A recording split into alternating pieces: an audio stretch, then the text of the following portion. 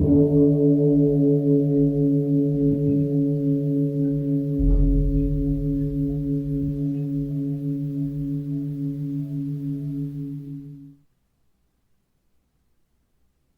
all beings be happy. May all beings be healthy. May all beings be free from harm. May all beings love life. May all beings awaken. Welcome to another Cuke Audio podcast. I'm DC Puba of Cuke Audio and Cuke Archives, preserving the legacy of Shunryu Suzuki and those whose paths crossed his, and anything else that comes to mind. I pray that you and yours are safe and comfortable, free from economic hardship, and able to get out and do whatever it is you want within the limitations of the universal precept of do as little harm as possible. So we have a guest today, Norm Randolph, and I've got two interviews with him here. Well, I've got a phone chat 26 years ago, and I've got one from a couple of days ago. So I'm going to start with just reading the one that's on Cuke.com, interview with Norm Randolph. Nice photo of him there. But first, let's have our pause to meditate. So when you hear the bell, if you're of such a mind, hit pause. Meditate or just sit there, whatever, for a little bit or as long as you like. And when you're ready to come back, just hit unpause, and we'll be there to hit the bell to end the meditation. And we'll get on with Norm.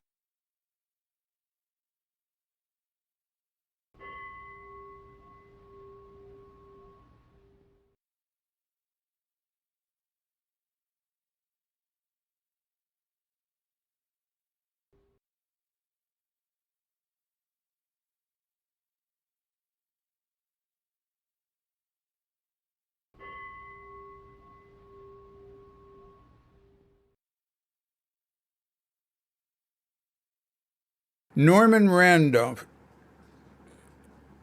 I never call him Norman. Norm Randolph is a Dharma heir of Dainin Katagiri Roshi, who teaches with Steve Hagen at the Dharma Field Zen Center in Minneapolis.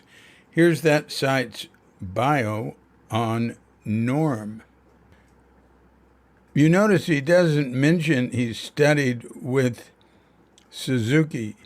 This I take as Norm modesty. He never puts himself first or makes any claims. Norm Randolph, this is from the site, Dharma Field Zen Center. Norm Randolph is a senior teacher at Dharma Field. Born in San Francisco in 1943, he graduated from the University of California at Berkeley with a psychology degree and worked in an Air Force psychiatric clinic. In 1969, he met Dainin Katagiri Roshi in San Francisco and moved to Minneapolis when Katagiri Roshi went there. In 1972, he was ordained in 1978 and received Dharma transmission in 1989. His life he has retired from his position as a patient transporter at Minneapolis Hospital. And then I say, Norm and I shared a room at Tassajara for the summer of 1971. We had a lot of fun talking at night before going to sleep. I don't want to detract from what he has to say here by going on about him, except to say that everybody loves Norm. So here we are, Norman Randolph in Minneapolis over the phone with DC, September 16th, 1995, just about exactly 26 years ago. The first time I saw Suzuki Roshi, he was standing at the top of the stairs at the Bush Street Zendo in 1969, and I'd never seen anybody who stood there in the way that he did. It was very impressive. There seemed to be very powerful stillness that I'd never seen with anybody else before. I don't believe it my own projections that made me so impressed by him. I think the reason he was so impressive just standing there is that most people don't just stand there. When they stand, they have so much busy mental activity that you don't get the feeling of powerful peacefulness that he had. I was very much impressed with that. One thing I noticed about him that I really admired is that he seemed to do things 100%. When he'd work in his rock garden or do the oryoki, you'd sense him 100% in the activity. It was a very beautiful thing to see. I can't describe it beyond saying he was 100% there in a way that was completely appropriate to the situation. I was so impressed by how he ate with oryoki. That's the wrapped bowls that are used to eat at Zen Center in the Zendos, like Tassar practice period. And the formal eating, it's like a ceremony, how you unwrap it, how you put the various utensils and things out, and how you put it back together. And you wash your bowls before you put them back together. Anyway, as you may remember, I had somewhat of an eating problem in the Zendo and elsewhere. I might add, like the time that I drank that 5-pound jar of honey in our room. Wow. Man, I'd forgotten that. Anyway, I had a kind of reputation for gluttony, and sometimes I'd modify the oryoki rules to fit around that desire. I developed my own style of oryoki to maximize the intake. I made attempts to follow the path of wakefulness and mindfulness, but at mealtime, I would abandon that practice in order to indulge this gluttony, which came from very deep in my psychic and karmic history. One day when Peter Schneider was head monk, Tatsugami Roshi had seen me get thirds in the Zendo a few times. There would be 4 servers for the 4 rows of the Zendo, and if the server on the other side got delayed, I'd finish up my seconds real quick and put my hands in gasho, and the server would think the one in my row had run out of food, and I'd have an earnest expression on my face, and I'd get thirds. Tatsugami sent Peter to admonish me in a very kind way, but he also told a story about himself when he was at Eiheiji and on how he'd really liked rice balls and how he'd load up on them till there was no room for more in the bowl, and then he'd signal the server one more, and then he'd take his chopstick and stab it before it would roll on the floor. It was a nice way of encouraging me to do a little better. In the summer of 71, Suzuki Roshi was down there and giving lecture every night. And one time I looked up at him during breakfast, and he was doing oryoki, and it looked like he was doing it for the first time, 100% there. The same with working with him in the rock garden. Nils and I would work with him. He asked me to come help Nils, his jisha, to lift rocks because I was so big and strong, and it was really wonderful working with him. I don't know why it would be so beautiful to see the way he would act. He'd be 100% present in what he was doing, and it seemed like exactly the right thing for the right time. You can't describe it. You have to see it, and it was very beautiful, his warm personality. Once Nils and I were horsing around trying to decide who was the strongest, and I was saying Nils was the strongest, and he was trying to say I was the strongest, and Suzuki Roshi cracked up at that. He thought it was so ridiculous. He had a beautiful sense of humor. He'd see humor in all sorts of places. I was sitting at Page Street in a sesshin. My knee was bad, and I was using a chair, and my chair was on the edge of the platform, which was only about 6 inches at the time. And he came up behind me and tapped me on the shoulder, and I turned around, and he pointed at the leg on the edge. He had a kind of twinkle in his eye and was kind of amused by it all. You had a feeling that he saw you completely. Anything that you were trying to hide, he saw. He saw you as you were. But you also had a feeling that he totally accepted you and that he cared about you very much and that he didn't have an agenda for you. He wasn't trying to run something past you. He cared about you and saw you very clearly and sincerely wished the best for you, whatever that was. I remember I went to see him one time and said, I'd like to be ordained as a monk, and the first thing he said right away was, layman or monk, there's no difference.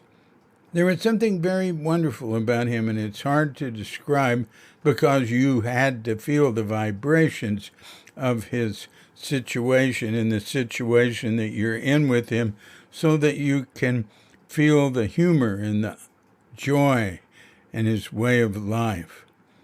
There was a feeling of deep caring and seeing people with precision. There was no way someone could bullshit him. During the summer of 71, when I had most of my contact with him, he said, when I see somebody whose practice is very good, I wish I was younger.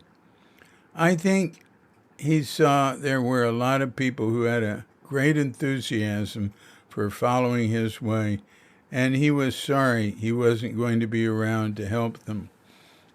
I'll never forget him walking across the floor, being held up by his son at Bekaroshi's mountain seat ceremony, and him crying, Norman choking, most everyone else too, actually, as he was walking out.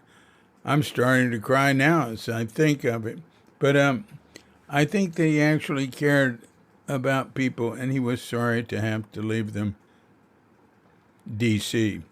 When I was ordained by him with Ed and Angie and Lou, he wasn't there. Katagiri did it for him, and we went to his bed, and he thanked us, and I looked at him, and he was being so grateful and kind, and I realized that he was dying, and I went up on the roof and cried. I just had to be by myself. Norm. That's the kind of feeling he inspired. I think he was crying because he wanted to help all these people who wanted to follow him and who he cared about a lot. That's my projection on this situation. DC comment again. I never heard anybody say, and I have many people commenting on that ceremony. I've never heard anybody say they saw him crying. That's interesting. And Norm is not the type of person to elaborate, that's something he perceived. So Norm says he was from the heart 100%, but he had this real puckish, impish humor that would just cut through the solemnity of the situation, and that was one thing you were good for at Tassajara, and you were really good at cutting through the pomposity. Once you get caught up in that, you really go down a slippery slope into a very ugly practice. It says here, we're laughing. It's essential to the health of the community to have some Zen lunatics. And if the teacher incorporates that crazy, impish quality like Suzuki Roshi did, then you can really have a beautiful community, which it was. In the forms of practice, you can see a person's state of mind. If they're doing it in a sloppy way or a pride-filled way, you can see where the person is. It's evident in the forms. If you see somebody who's really doing it, it looks completely natural, like how Katagiri would bow, not forced or arrogant or pompous in any way. I'd watch him bow before a lecture, and it would seem to come out of the circumstances of the moment. It wasn't always that way with Zen people. Suzuki Roshi said that the forms of practice he'd use like the sights on a gun. by looking at how students bowed and did oryoki or wore their robes. He was able to see their state of mind. It was in a lecture called Warmhearted Practice, delivered in March of 71 at Tassajara when he came down for Peter Shuso's ceremony, and I think he stayed and gave it the day before or after. That's really nice. Huh. Thank you, Norm. All right, well, we got that down. Now let's let's go to the phone chat with Norm. And, we started off talking about personal things. So it just sort of starts off with him, making a statement. So there's no hi, Norm, or any of that on it.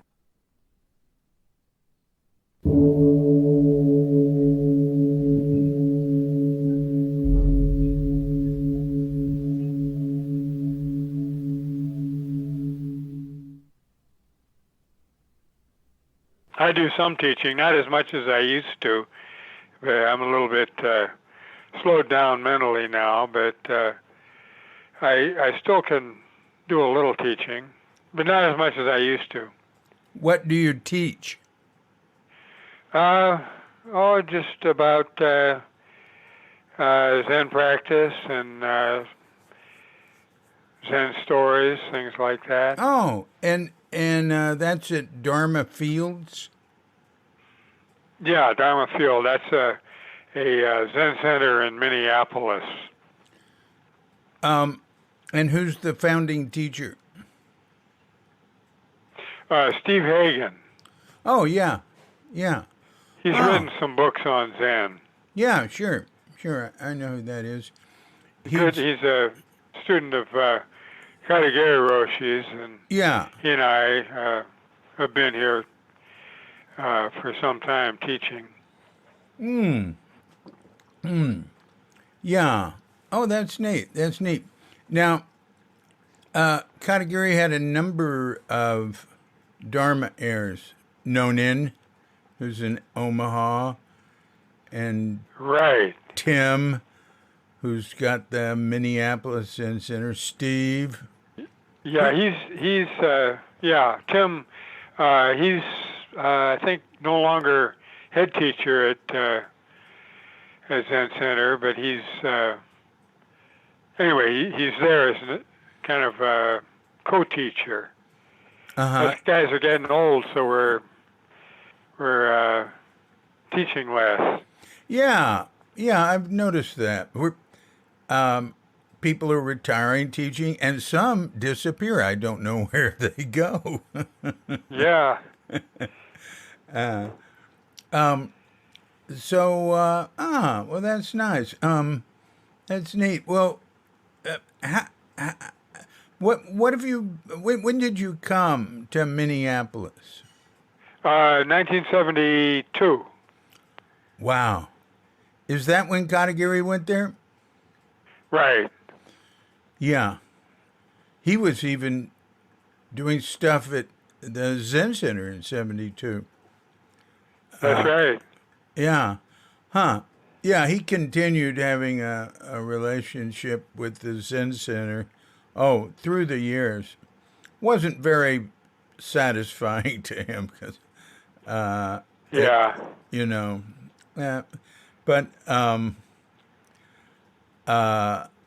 anyway, that's an old story. Things continue not necessarily as perfectly as we would have them, huh?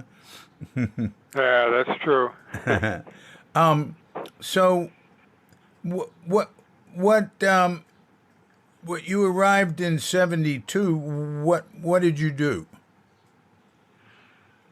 Well, I was participated in the activities of the Zen Center, and I worked for many years as a kind of nursing assistant and transporter in a hospital.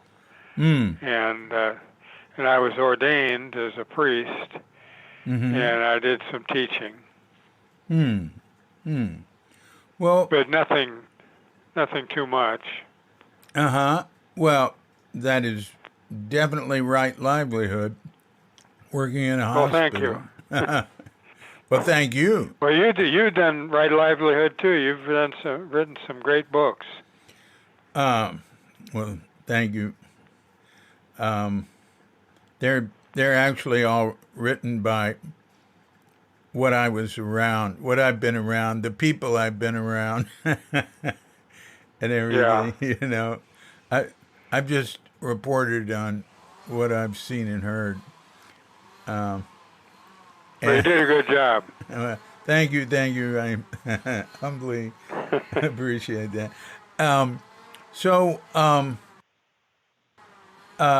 When did you first come to the San Francisco Zen Center?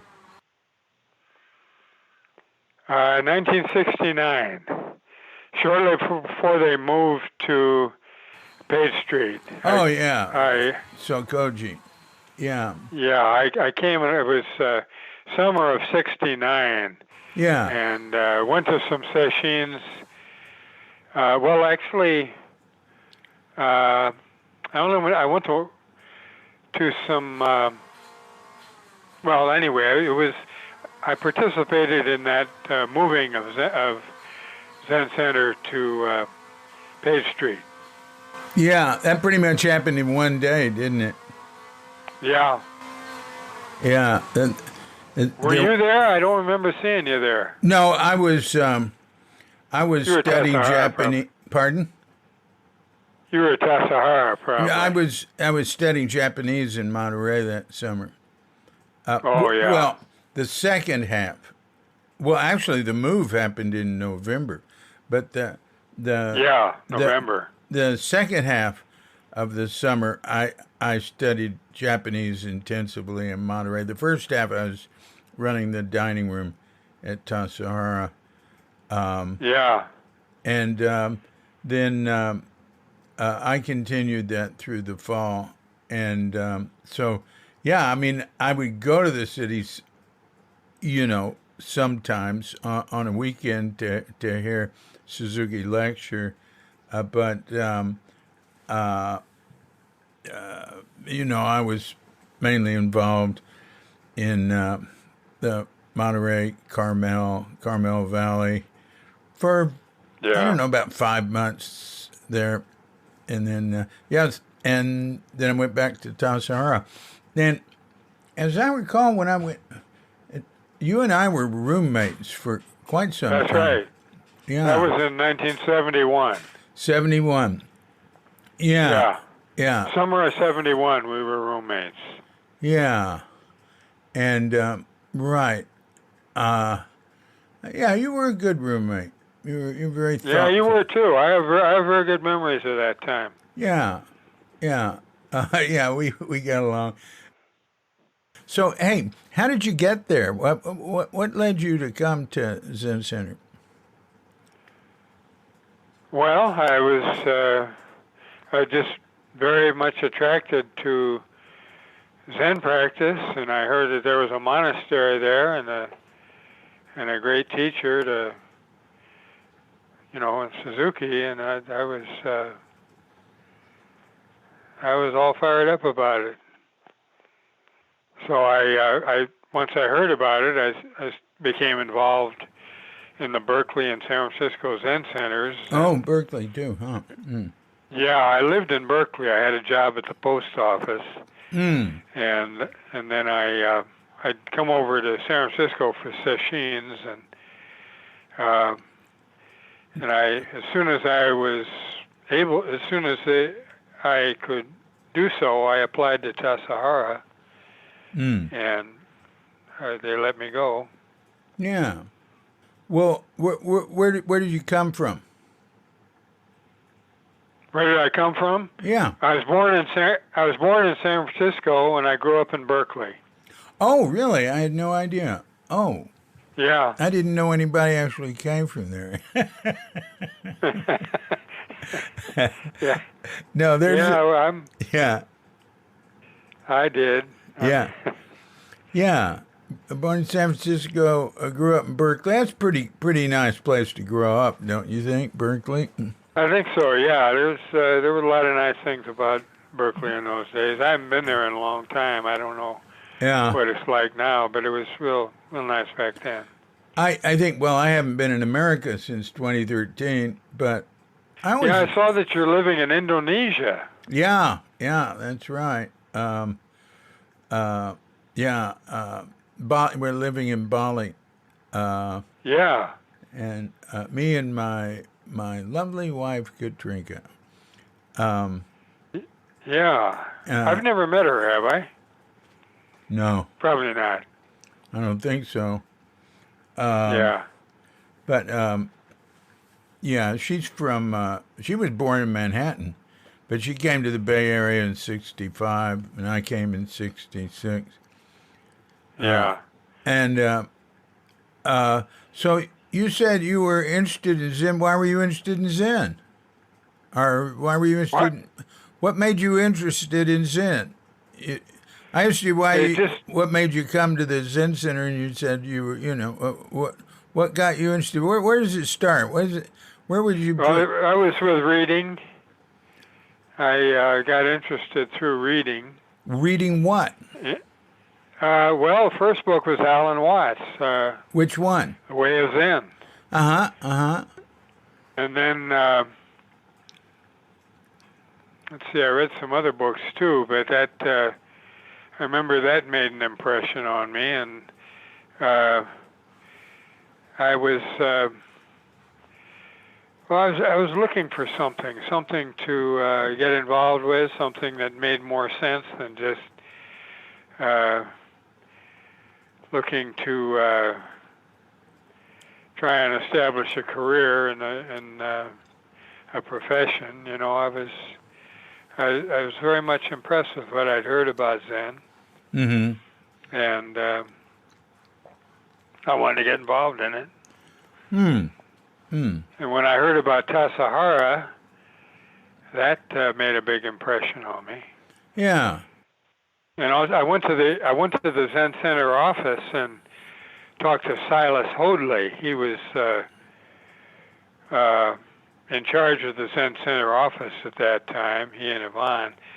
And I was very impressed with Silas. He showed me the brochures and for Tassajara and Zen Center, and it just looked like this would be a place I really like to get involved with. Yeah. And Silas was such a wonderful person to have around, too. Yeah, he was. He was really second to Richard Baker in Suzuki's eye, as far as I could see, you know.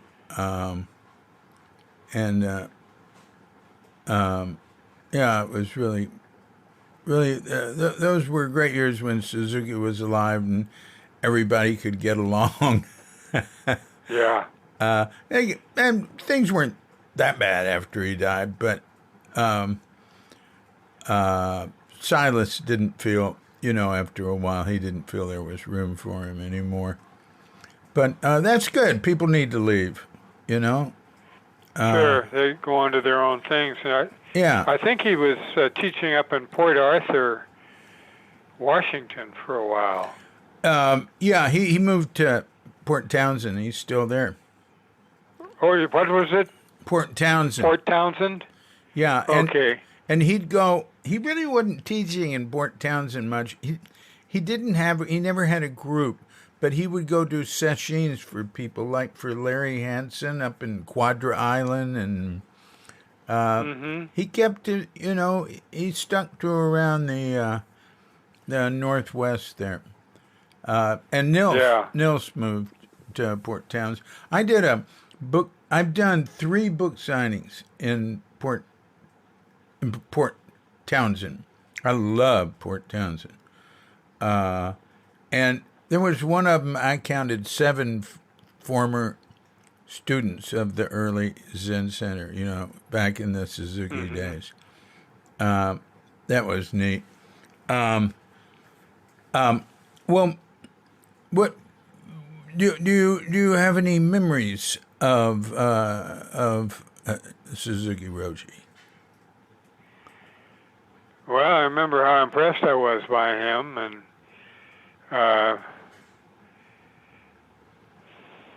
it just it was hard to put your finger on it, but it just seemed like he was really living his life as it should be lived. What do you remember when you first met him? Well, I remember the first time I saw him, it was at Sakoji, and he was standing at the top of the stairs after Zazen, and he was just about to go down and give the lecture, and I was very impressed with the stillness that he showed. It was just very powerful, seemed to me to be a very powerful state of stillness. I'm sure you noticed that too about him. Do you have any particular memories of Tassajara? Oh yeah, lots of memories of Tassajara. Lots of good memories. Anything you'd like to share? Yeah, it was a great place to be, and I liked the people there, and it was a great opportunity to listen to Suzuki and Katagiri. Felt just a great opportunity, and so yeah, I don't know. It just a very happy time of my life. And how long were you there? You were there 1 year? About a year, almost 2 years. Yeah. I left after about a year and 9 months, something like that. Oh, yeah. Barbara and I were going to have a baby, and we moved to Monterey. Oh, you moved to Monterey when Katagiri started that group there. Yeah, it was about 6 months after he started it. Oh, really? And we went there shortly before our baby was born. And how's your baby? Well, he's getting up there now. He's about 49, I think, and he's a big guy. He's bigger than I am, and whoa, he's a real nice guy, and he has 3 children. He's married, and he's has his own business of I'm not sure exactly. It's something about getting supplies to people. But anyway. That's funny. Well, that's nice. And when is he there in Minneapolis? No, he's in one of the suburbs, about maybe 20, 30 miles away. Oh yeah, well that's good. My other son I have another son who has he lives in another suburb, and he has 2 daughters. So how many grandkids you got? 5. Yeah. There are 2 boys, and the rest are girls. The boys are twins. Oh, I see. Huh, that's neat. One thing I remember about you at Tassajara is the reason I asked if you there. I was 71. So didn't you come in 70?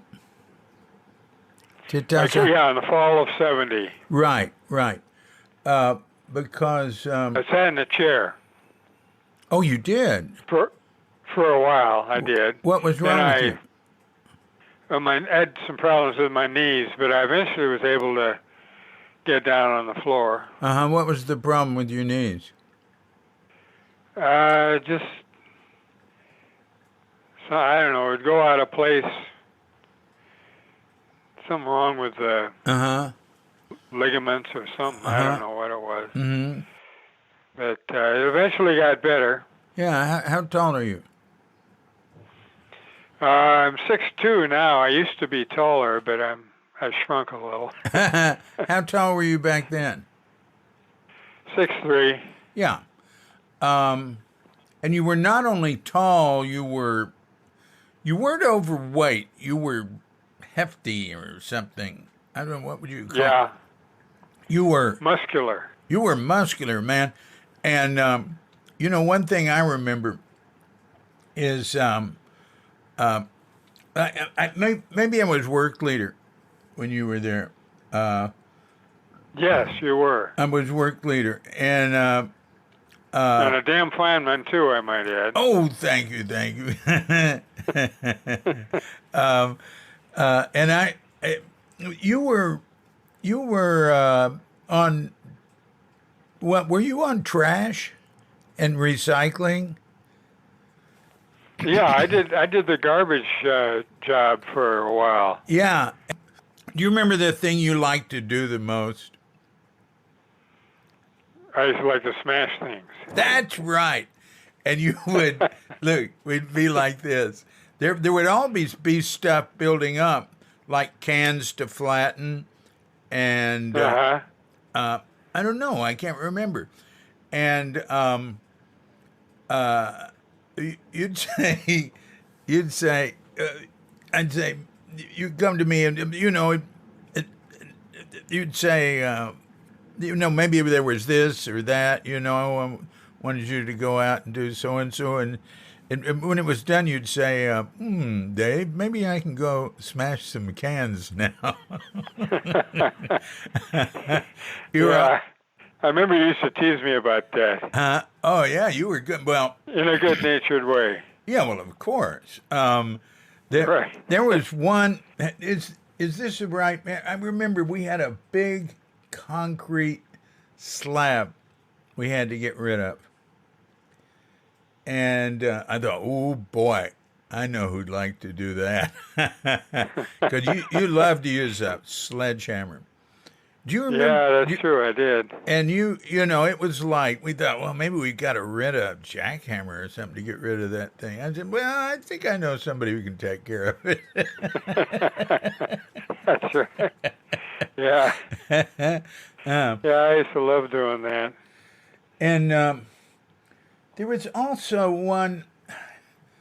there was a problem with some cowboy guests who were, had guns and were... it came down to the baths? Yeah, they went down to the baths, and one of them went into the pool. Did he go into the pool with his horse? I think he might have. I don't remember that. I remember there were some guys who, they came in and just kind of were acting belligerent and everything. Yeah. They weren't, I knew who they were. They were from, out in the Jamesburg area. They knew the Lamberts and all that. Yeah. I really wasn't worried about them. They were just drunk and unruly. Yeah. God, they went to the women's side of the baths, and there was this woman there that was horrified and complained at the office. But did you have anything to do with dealing with them? I just talked to them, and I don't know. I didn't. I wasn't confrontational with them. I just talked to them, kind of let them say what they wanted to say, and they didn't seem to offer much trouble. Yeah. They calmed down and left, and there were a number of people who did that. What I remember is you and Mark Alexander were the people that, and you're both strong. You're bigger. You're like a foot taller than Mark Alexander. No, you're maybe 4 inches, 5 inches taller than him. But I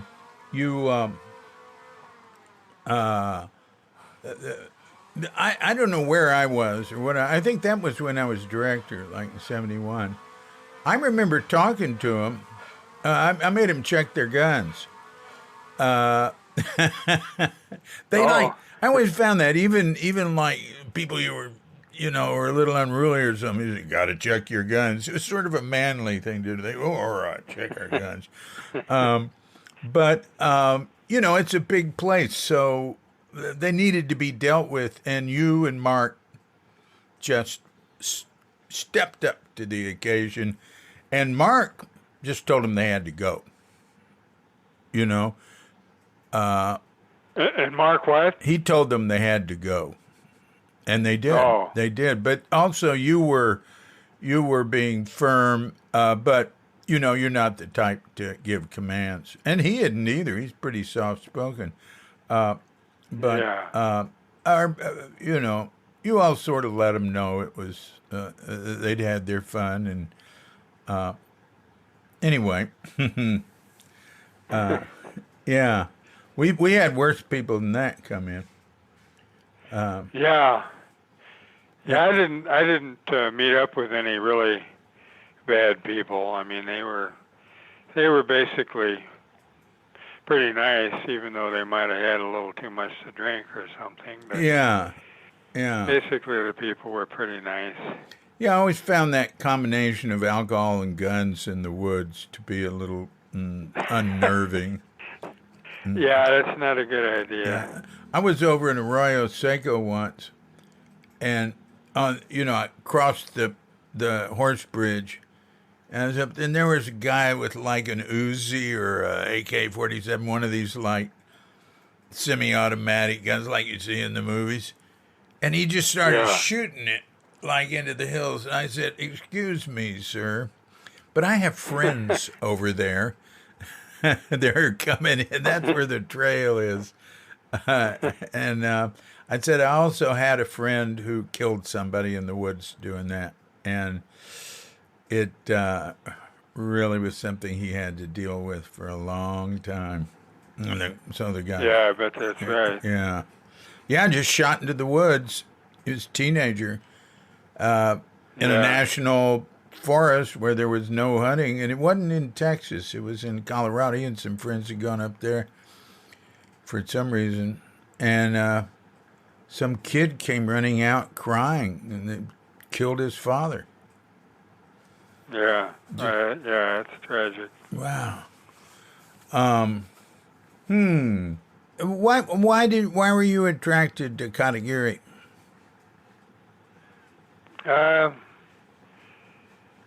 I liked his personality, and I was very much moved by the things he said. Mm-hmm. So after Suzuki died, you just wanted,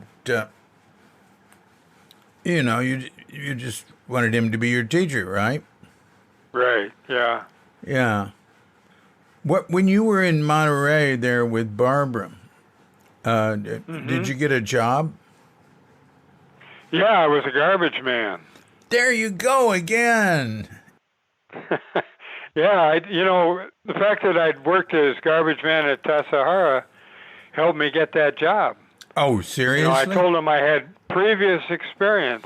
Wow. And so they said they were really impressed with my previous experience, although it was nothing like what I did at the Monterey garbage. But What was it? I told them previous experience. They got excited about that and hired me the next day. Wow, that's terrific.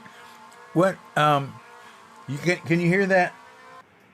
It sounded like something like a chainsaw. I do have a carpenter that's arrived. I haven't talked to him yet, but he's doing something. Well, what was it? What was it like being I've always wanted to be a garbage. I'm very I was always attracted to clean up, garbage, recycling, and That's alternative sewage disposal stuff like that.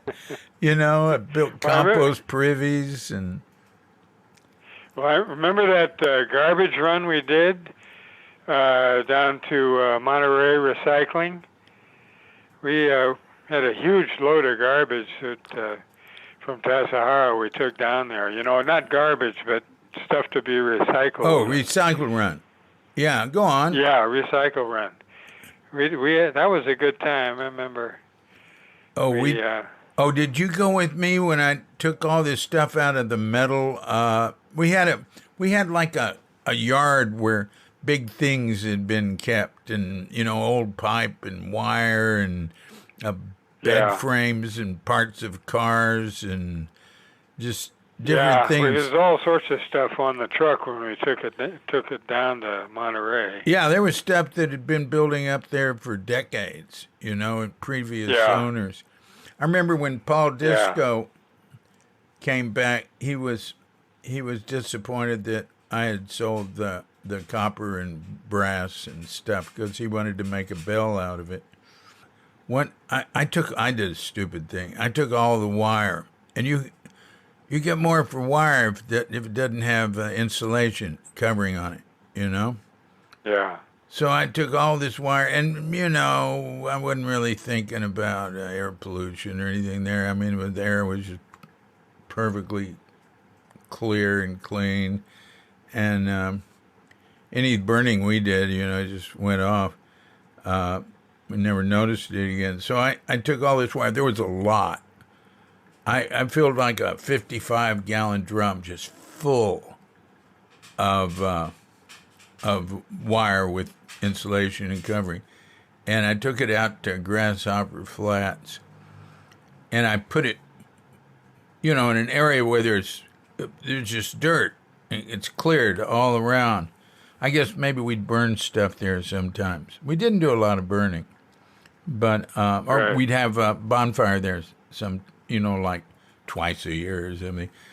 So I put that can there, and I poured some gasoline in it, right? And then I lit it, and oh my God, it sent up a dark black cloud like a mile into the sky, and I ran to the phone, which is, how far is the phone from there? A few hundred yards. Maybe. Yeah, that's right. To the office would be about 200. 200, right. 200 yards. Yeah. Man, and I called I knew how to get hold of the Forest Service and the lookouts and everything right away. I said, hey, look, I told him what I did. I said, anyway, it's all under control and everything. And I didn't realize that it would do this much. But then Paul was sorry I sold all that. Well, and anything else you want to share? Well, it's good to hear from you, David. I have very fond memories of our time there at Tassajara. Yeah. And it was a great experience for me. Well, you were a very dependable person, and you were quite unselfish. So anything. There's people who would run from me in my various jobs as work leader. I was work leader in all three places, in the city and at Green Gulch. Yeah. Because I just always wanted to keep getting things done. And I remember when I had the job of fixing up and cleaning out the home at Muir Beach that Zen Center bought, that Mayumi Oda and then Peter and Wendy Johnson ended up living in. So I got the job of, I'd moved out from Zen Center and was living with Liz Twomey and Belinas. But I always had another place at Zen Center, so somewhere around Zen Center, I'd spend half the time there. And so I needed to get people to help me. And I remember one guy said, yeah, he'd work on the house as long as he wasn't under me, because he knew I would be endlessly slave driving him and wanting him to do. Oh, no, you were a great work leader. You're a great work leader. Huh. Well, look, you give my love to any of our mutual friends. You know who I've been dealing with recently, who's in Minneapolis, is Jeff Broadbent. Yeah, he's just retired this year as a sociology professor at the university there. And I'm going to be I'm going to go over a book he's written on, sociology around climate change. I do not like to go over people's books. I'm really not qualified. But I thought this was important. Oh, you're a great writer. Those books you wrote were great books. Truly great books. Oh, thanks. But when I'm doing writing, I do music too. I don't really know what I'm doing. I'm not really educated in a sense, So I'm not really a good person to tell other people. I just sort of go. Anything I read or hear anything, I go, oh yeah, that's nice. And editors they're different. But anyway, I think I can help with this mainly, I think it's there's good stuff. There's so much good information that comes from academic studies that is translated by science writers in news departments, BBC and Guardian. I start the day by looking at their science pages, and then I don't go to the news. Yeah. So I sort of feel that way about this, I think maybe something could come out of it, but we'll see. And anyway, Minneapolis has many Zen students. Many Zen Center students came from Minneapolis. Yeah. They came. They what I noticed in the early days of Tassajara, that the three places that tended to have a lot of people coming were New York City, Texas, and Minneapolis. Mm-hmm. I don't know why Texas now. I remember saying that and thinking. In fact, It ended up being in Time magazine that most of the students came from there, but that isn't what I said. Well, I said there were a lot that came from those places. Well, okay, Norm. Good talking to you, and it's good talking to you, David. And what's the name of the Zen group you're with there? Dharma Field.